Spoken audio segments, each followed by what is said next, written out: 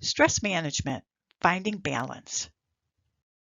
Hello, my name is Vera Bartis Savage, and I am health and wellness educator focusing on prevention.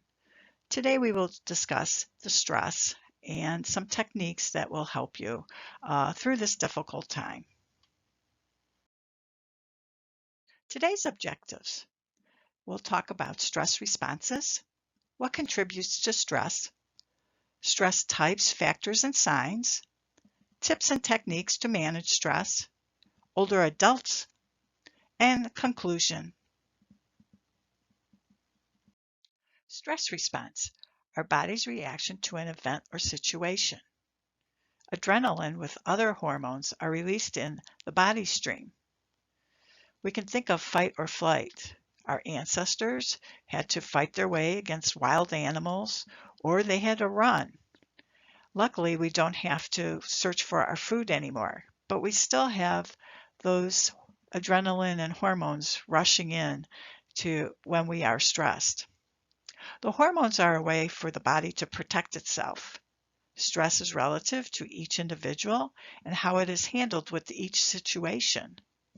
Health problems, family problems, financial issues, even vacation can cause stress. And each individual reacts to stress differently. It is based on our past experiences and just how we have reacted in the past. Sometimes you'll hear, I want to lead a stress-free life.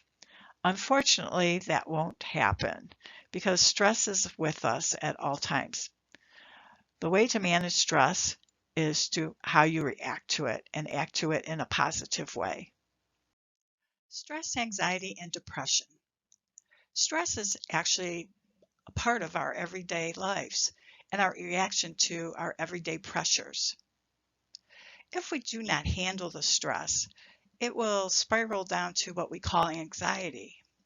And this is having stress feelings after the event has passed. A feeling of constant stress. You cannot get over those feelings of feeling anxious.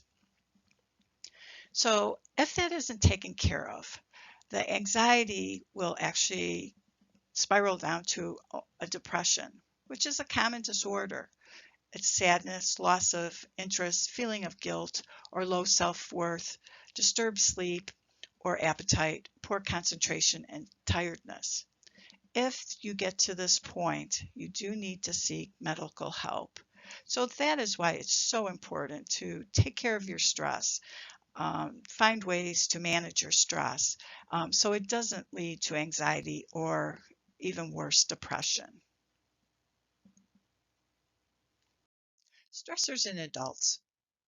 Stress can happen when you have isolation from family, friends, or social environment. Many of us are going through that today with being out of work or being quarantined. It's very important to reach out to people through technology, phone calls, just keeping busy. And since we don't have a social environment like we did before, stressors can be work pressure or financial insecurity, loss of identity, loss of physical capacity, maybe if you're injured or you have a disability, poor nutrition, poor sleep patterns, and in older adults reverse roles. They're no longer the caregiver. Long-term stress can damage brain cells, which can lead to depression. Also, high stress can make us prone to illness. It can be as simple as a common cold because our immunity is lower, or it could be as severe as chronic diseases such as heart disease and some cancers. Also, stress can cause too much food intake and alcohol intake, or it can make us very moody. If we're not getting enough sleep, we're tired, we haven't eaten well, or we're drinking too much, we can become very moody. Some more stress factors. Stress is neither good or bad. Stress can be positive since it gets us to move towards a positive outcome or work towards a goal. Stress really motivates us. If we didn't have stress, we would probably get nothing done. Stress can also overwhelm us, and that is when it is detrimental to our well-being. Our stress goal is to keep it at an even level. So vacation, that's a positive, right? But why is that stressful? Well, we have to prepare for vacation. We have to make sure everything is accomplished. Car accident, that's a negative stressor. And how does this add additional stress? Well, hopefully you're not injured, but you have to take care of insurance. You have to take care of your repair of your car. So these are all stressors. Signs of stress. We might be worried, anxious, as we talked about before, feeling out of control, have a lack of concentration, difficulty sleeping. We might have a loss of appetite, or we're eating too much, emotional eating, or we're using substances to cope, such as alcohol or drugs. These are all signs that we're having too much stress in our life and we're not managing it well. We are at the crossroads of stress and relaxation. Let's continue and see what we can do to manage the stress. If you want to take control of your stress, there's techniques that you can use. You want to believe you can make changes to manage your stress. If you keep telling yourself you can't manage your stress, you'll never get beyond that. You want to try to make positive changes. Make goals and track your progress. Maybe writing down in a small notebook.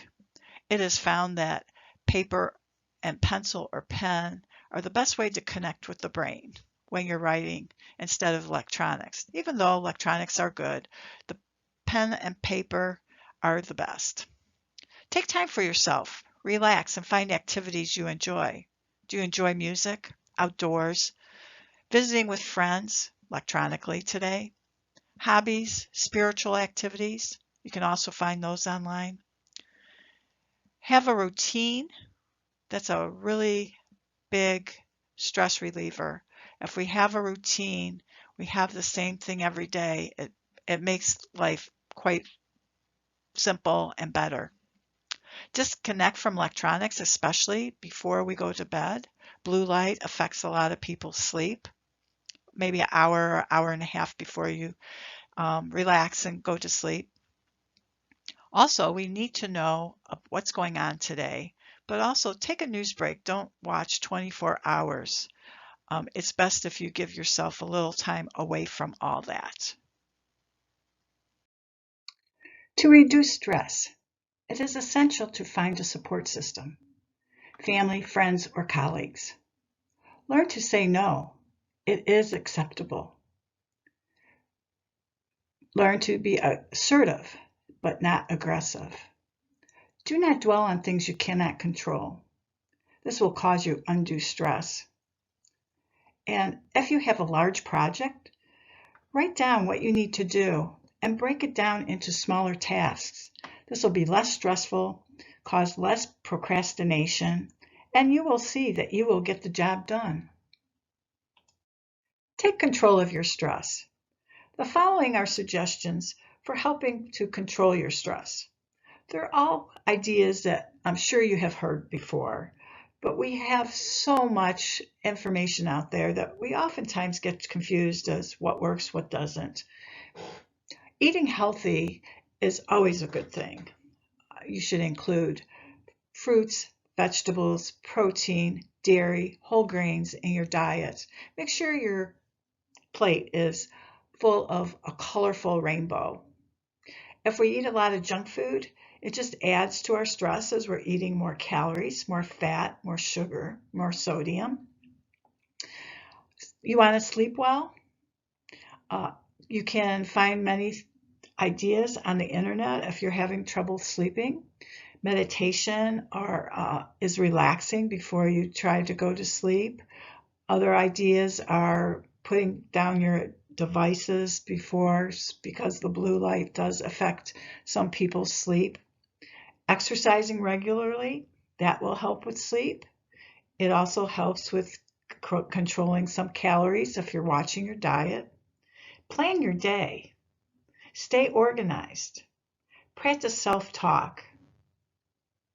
Practice spirituality. If you're religious, do that. Or if you just want to enjoy nature, take a walk in nature and just enjoy what is out there.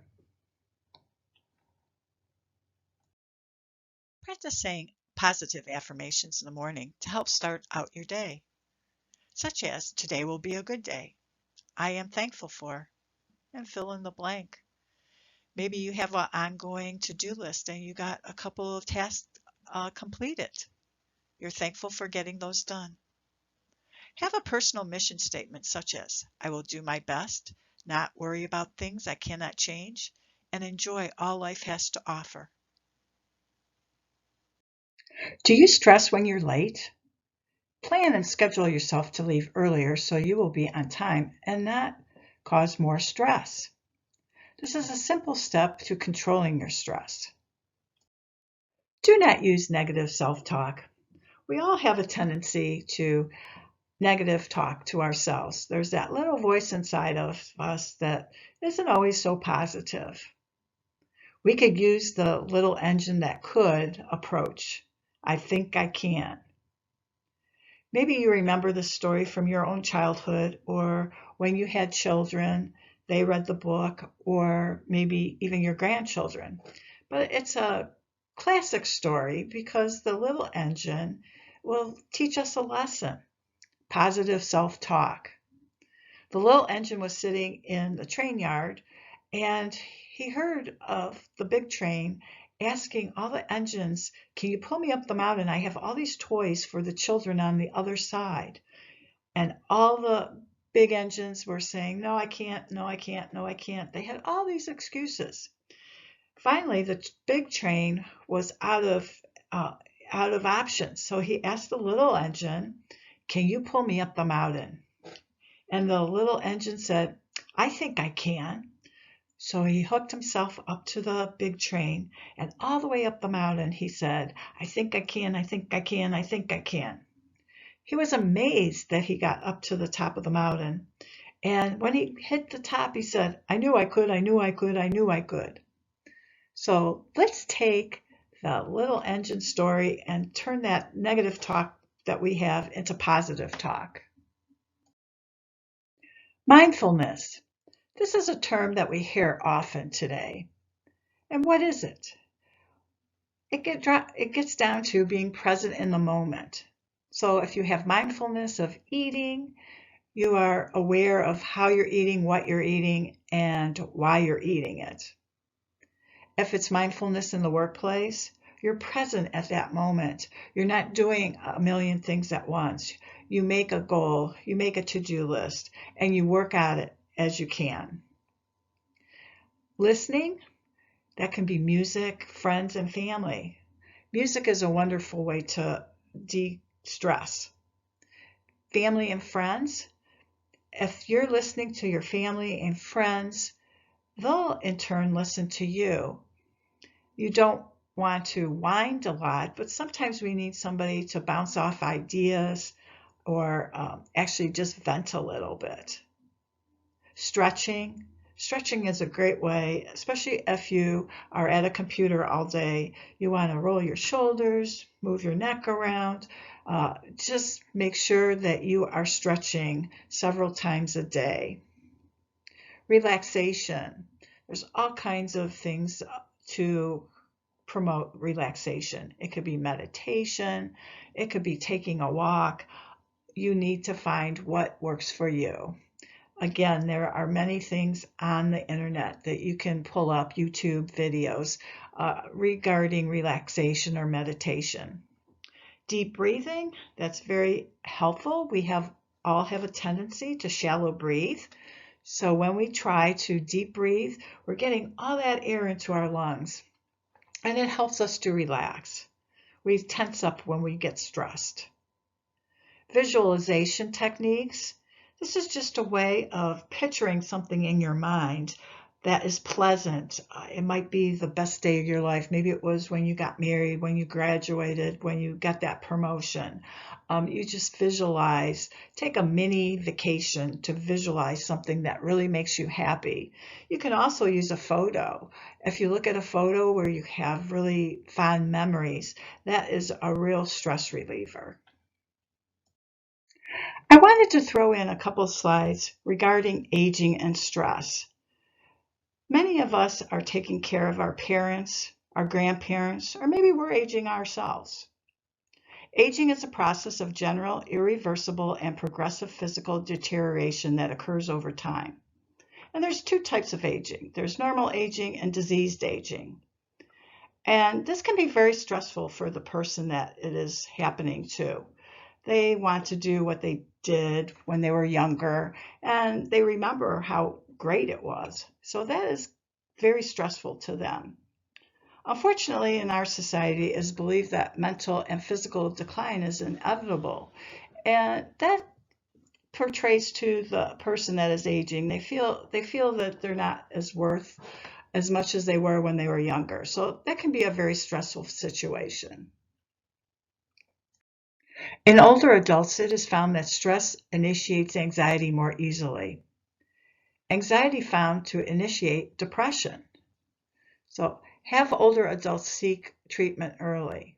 It is important for older adults to seek help when stress lingers. If we are a caregiver to an older adult and you see some changes, it is really important for them to seek out medical advice so they can get treated early and not fall into a deep depression. We're at the end of our presentation today, but I do have some takeaways for you. Stress cannot be eliminated, but you can change your reaction to stress. Set goals according to your values, the meaning for your life. Everyone has different goals. Everybody has different paths to take. So you don't have to share these with anybody, but have your own goals that you are working towards. Revisit your goals and mission statements often, daily, weekly, monthly, yearly, whatever is appropriate for the goals that you set. Have a personal mission statement. Practice techniques to manage stress. Learn to say no in an assertive manner, not aggressive manner, but an assertive manner. If stress is overwhelming, please seek professional help. These are my references.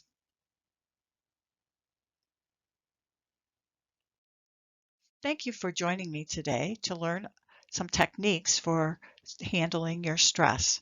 Hopefully you can take away one or several that you can practice. Thank you. Have a good day.